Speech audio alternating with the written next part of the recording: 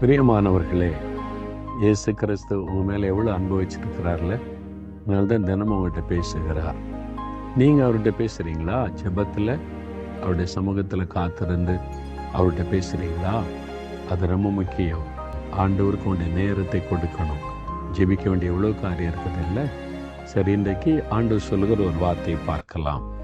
119ஆம் சங்கீதம் 67வது வசனத்தில் இந்த பக்தன் ஒரு அருமையான காரியத்தை சொல்லுகிறார். நான் உபத்திரவப்படுவதற்கு முன் வழி தப்பி நடந்தேன், இப்பொழுதோ உம்முடைய வார்த்தையை காத்து நடக்கிறேன். ஆண்டவரை பார்த்து சொல்றார், ஆண்டவரே, நான் உபத்திரவப்படுவதற்கு முன் வழி தப்பி நடந்தேன், இப்போ உம்முடைய வார்த்தையை நான் காத்து நடக்கிறேன். உபத்திரவம் ஒரே உபத்திரமா இருக்கு பிரதர். நிறைய பேர் சொல்ற வார்த்தை, வீட்டுக்குள்ள உபத்திரம், வேலையில் உபத்திரம், ஒரே பாடுகளா இருக்குது. உபத்திரவம் அவசியம்.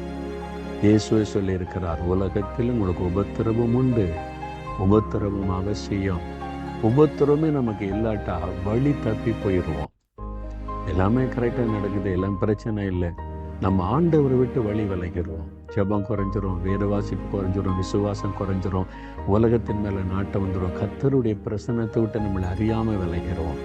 அந்த உபத்திரம் வர வர வர நம்ம தேவனை நெருங்குவோம், ஜெபம் அதிகமாகும், வசனத்தை தியானிப்போம், ஆண்டவர் என்ன சொல்றான்னு கவனிப்போம். அப்போ உபத்திரவத்துக்கு நம்ம இடம் கொடுக்கணும். உபத்திரவத்தை மகிழ்ச்சியா ஏற்றுக்கொள்ளணும். உபத்திரவத்துல சந்தோஷப்பட வேண்டும். உபத்திரவத்தை கண்டு சோர்ந்து போயிடாதங்க, மனம் அடிவாயிராதங்க. அதனால உபத்திரவத்திற்காக ஸ்தோத்திர ஆண்டவரேன்னு சொல்லுங்க. உபத்திரம் வந்தாதான் நம்ம தேவனோட நெருங்கி சரியான பாதையில நடப்போம். அதனால சொல்லுங்க, இந்த உபத்திரவத்திற்காக ஸ்தோத்திர ஆண்டவரேன்னு சொல்லுங்க. அந்த உபத்திரவத்தினால் எனக்கு நன்மை உண்டாகிறதற்காக ஸ்தோத்திரம், சரியான பாதையில் என்னை நடத்துகிறதுக்காக ஸ்தோத்திரம்னு சொல்லுங்க. உபத்திரம் உங்களை பாதிக்காது, உபத்திரவம் உங்களை மேன்மைப்படுத்தும். நீங்க ஆண்டவரோட நெருங்கி வாழ உதவி செய்யும். தகப்பனே, உபத்திரவத்திற்காக ஸ்தோத்திரம், பாடுகளுக்காக ஸ்தோத்திரம். ஆண்டவரே, எங்களுக்கு வரக்கூடிய இந்த உபத்திரவங்களை மகிழ்ச்சியோடு ஏற்றுக்கொள்ளுகிறோம்.